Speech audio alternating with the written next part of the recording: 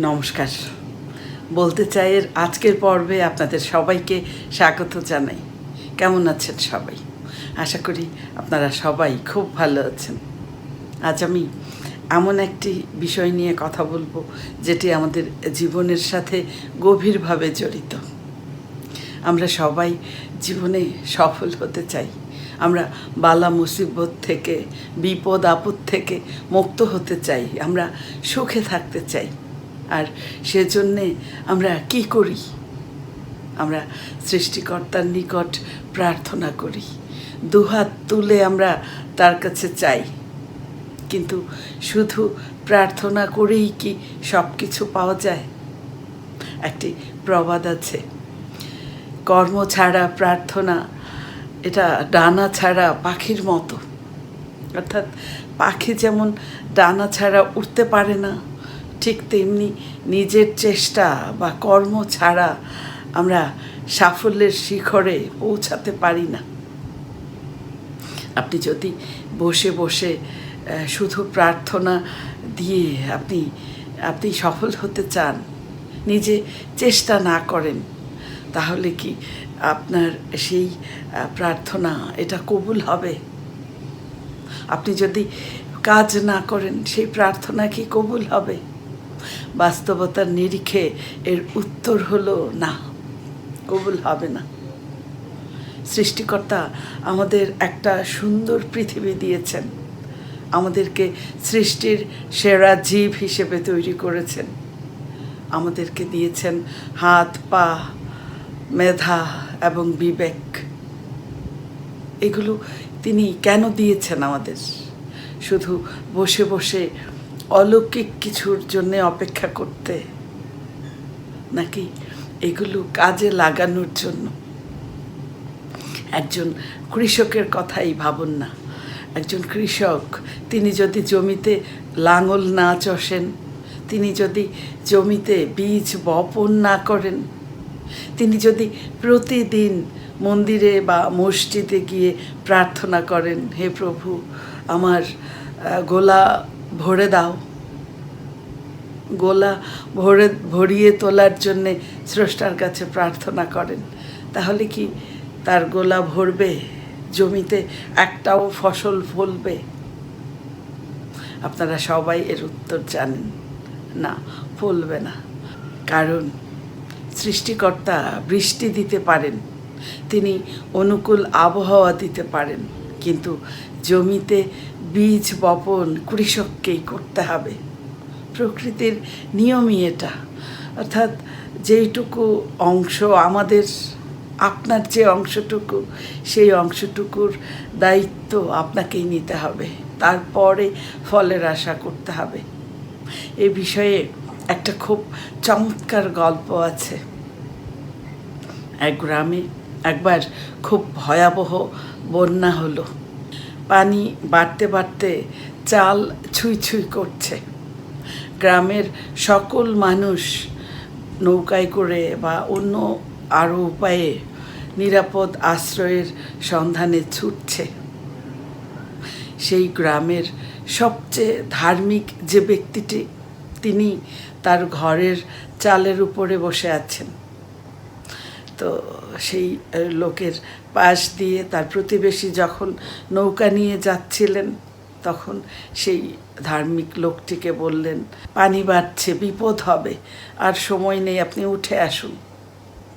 তখন সেই ধার্মিক লোকটি উত্তর দিল, তুমি যাও, আমি যাব না। আমি সব সময়, সারা জীবন আমি আমার স্রষ্টাকে ডেকেছি, আমি বিশ্বাস করি আমার স্রষ্টা আমাকে বাঁচাবেন। এই বলে তিনি নৌকায় উঠলেন না।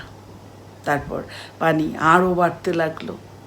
বাড়তে বাড়তে পানি যখন একেবারে বুক পর্যন্ত হয়ে গেল, ঠিক সেই সময় একটা স্পিড বোট এলো।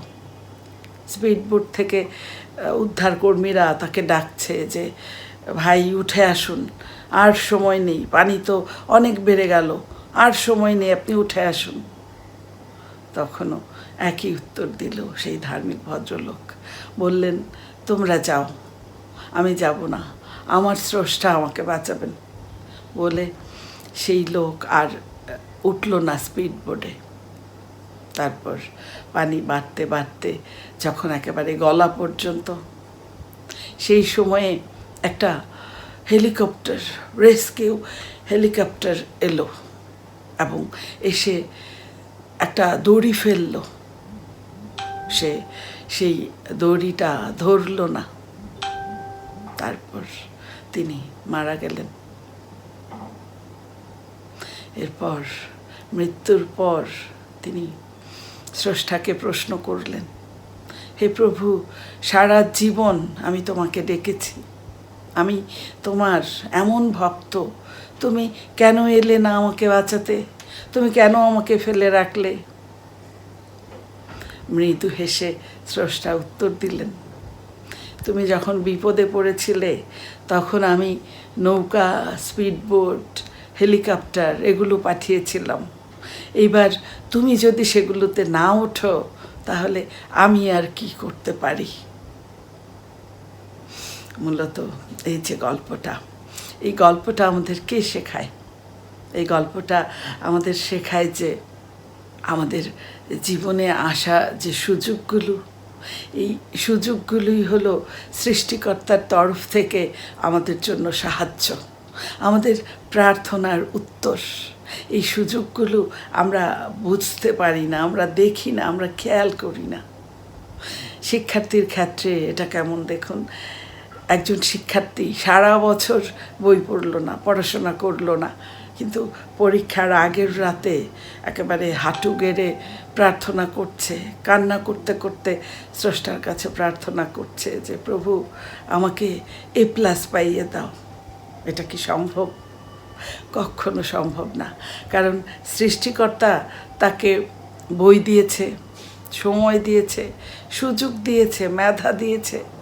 এখন এই যে বই, এই যে মেধা, এই সারা বছর পড়ার সুযোগ, এগুলো হলো সেই নৌকা বা স্পিডবোটের মতো। এখন পড়ে ভালো রেজাল্ট করার দায়িত্ব তো সেই ছাত্রকেই নিতে হবে। আমাদের স্বাস্থ্যের ক্ষেত্রে কী হয় দেখুন, আমরা সারা বছর হয়তো ফাস্ট ফুড খাই, ব্যায়াম করি না, শরীরের জন্যে ক্ষতিকর যে বিষয়গুলো সেগুলো আমরা মানি না। তারপর স্রষ্টার নিকট প্রার্থনা করি যে হে প্রভু আমাদের সুস্থতা দাও, আমাদের শরীরটাকে সুস্থ রেখো। এই প্রার্থনা, এটা কি হাস্যকর নয়?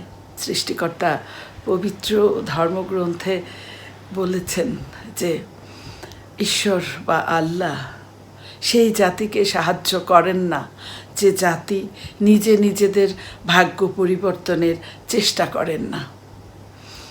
তাহলে এই প্রার্থনার কি আমাদের জীবনে কোনো প্রভাব নেই? অবশ্যই আছে। প্রার্থনার প্রভাব অবশ্যই আছে আমাদের জীবনে। প্রার্থনা আমাদের মনের জোর বাড়ায়। যখন আমরা কোনো কাজ শুরু করি এবং কাজ শুরু করার আগে প্রার্থনা করি, তখন সেই কাজের প্রতি আমাদের ফোকাস ঠিক রাখতে সাহায্য করে এই প্রার্থনা। প্রার্থনা আমাদের আত্মবিশ্বাস দেয় যে আমরা একা নই, আমাদের সাথে আমাদের পরম করুণাময় আছেন। এই আত্মবিশ্বাস ভেতর থেকে আমরা অনুভব করি। কিন্তু একটা কথা মনে রাখা খুব জরুরি, সেটা হলো এই প্রার্থনা হলো দিক নির্দেশনা মাত্র, আর কাজ হলো সেই পথে হাঁটা। এবার আমরা যদি আমাদের লক্ষ্যের দিকে তাকিয়ে বসে থাকি, আমরা যদি সেই পথে এক পাও না এগোই, তাহলে সেই এক জায়গায় পড়ে থাকতে হবে আমাদের সারা জীবন ধরে। আপনি একটু খেয়াল করুন যে আপনি প্রার্থনা করছেন, আপনি লক্ষ্যের দিকে তাকিয়ে আছেন, এবার সেই লক্ষ্যের পথে আপনি যদি এক পাও না এগোন, তাহলে আপনি কি সামনে এগোতে পারবেন, নাকি সারা জীবন পড়ে থাকবেন এক জায়গায়? তাই আসুন আমরা আমাদের চাওয়ার মধ্যে সীমাবদ্ধ না থাকি। আমরা চাওয়ার মধ্যে সীমাবদ্ধ না থেকে আমরা আমাদের সর্বোচ্চ চেষ্টা করি, আমরা ঘাম ঝরাই, আমরা পরিশ্রম করি, তারপর সেই পরিশ্রমের সফলতার জন্য সৃষ্টিকর্তার নিকট প্রার্থনা করি। আপনি বিশ্বাস করুন, আপনার সৎকর্ম আর আপনার আন্তরিক প্রার্থনা এ দুটো যখন এক বিন্দুতে মিলে যাবে, তখন পৃথিবীর কোনো বাধা আপনাকে আর আটকাতে পারবে না। আপনি নিশ্চয়ই সফল হবেন। অনেক শুভকামনা রইল আপনার জন্যে। আর ভিডিওটি শেষ পর্যন্ত দেখার জন্যে অনেক অনেক ধন্যবাদ। যদি আপনার ভালো লাগে একটি লাইক দিন, শেয়ার করে ছড়িয়ে দিন, আর সাবস্ক্রাইব করে বলতে চাই এর পাশেই থাকুন। আপনি আপনার মূল্যবান মতামত অবশ্যই কমেন্টে লিখে জানান। আমি আবারও ফিরে আসব নতুন কোনো ভাবনা নিয়ে অন্য কোনো দিন। ততক্ষণ আপনি খুব ভালো থাকুন, সুস্থ থাকুন। শুভরাত্রি।